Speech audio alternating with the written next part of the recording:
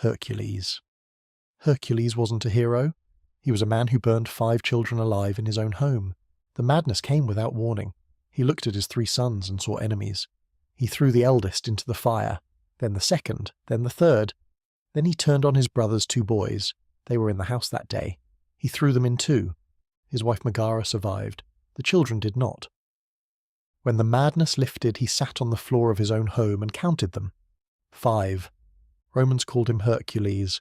Greeks called him Heracles. We're using the Greek name. Their version is the one with the fire. Heracles was living in Thebes. He'd won a war for the city and the king had given him Megara as a reward. They had 3 sons. By every account, he loved them. Then Hera struck. She hit him with divine madness, what the Greeks called lyssa, the same word they used for rabies. He looked at his sons and didn't see his sons.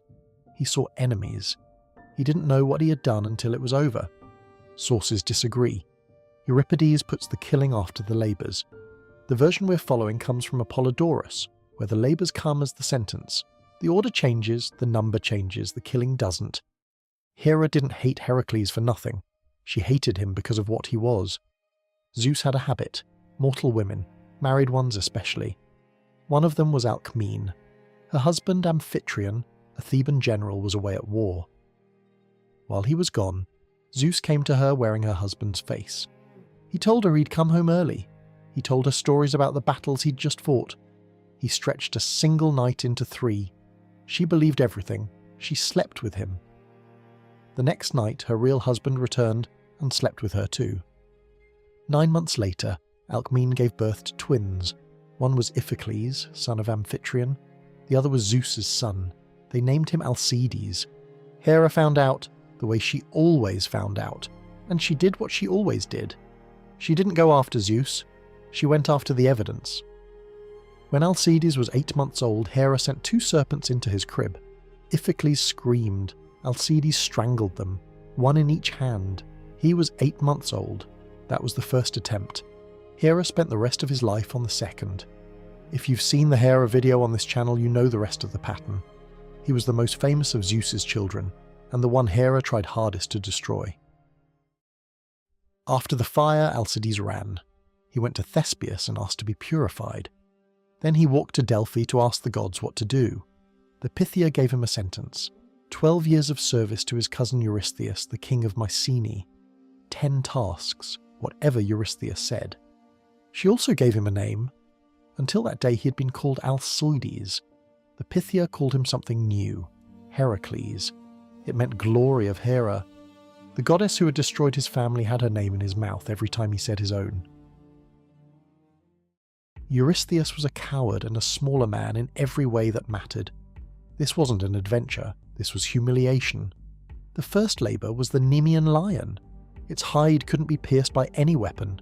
Heracles broke every arrow he had against it.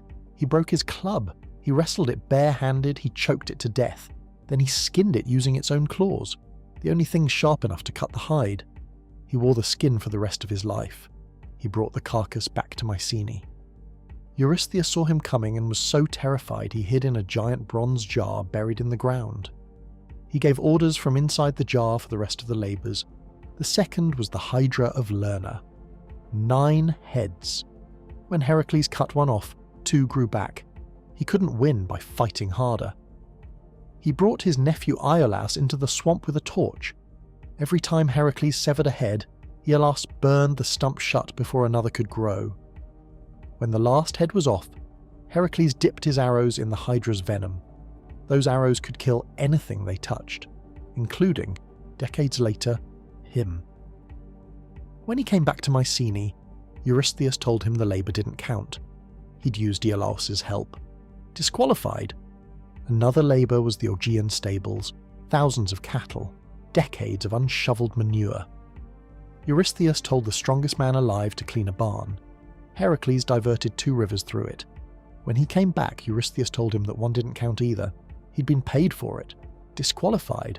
The Erymanthian boar. Eurystheus didn't want it killed. He wanted it brought back alive.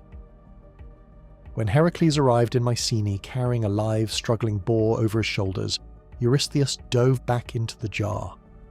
and stayed there. 2 disqualifications meant 2 extra labours.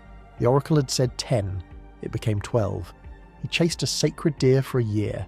He scattered a flock of bronze-feathered birds. He took the war belt off the queen of the Amazons. He held up the sky while Atlas fetched the golden apples. He dragged Cerberus out of the underworld and brought him back alive.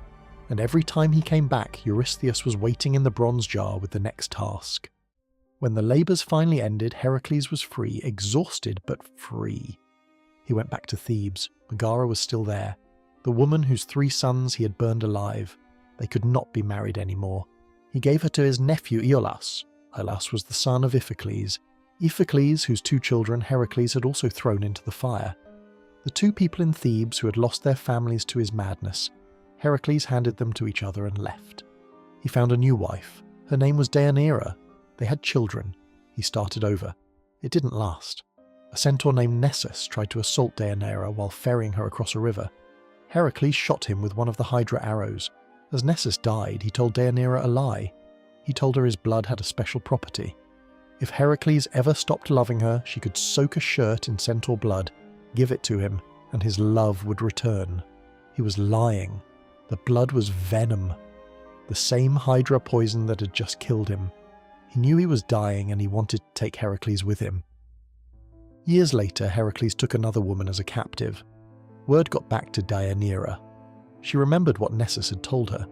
She soaked a tunic in his preserved blood and sent it to her husband as a gift. Heracles put on the tunic. The Hydra venom burned through his skin. It bonded to him. The strongest man alive couldn't tear it off. The poison from his own arrows had finally found its way home. He climbed Mount Ota. He had his servants build a pyre. He asked them to set him on fire. They refused. A man named Poeas passed by looking for his flocks and lit it.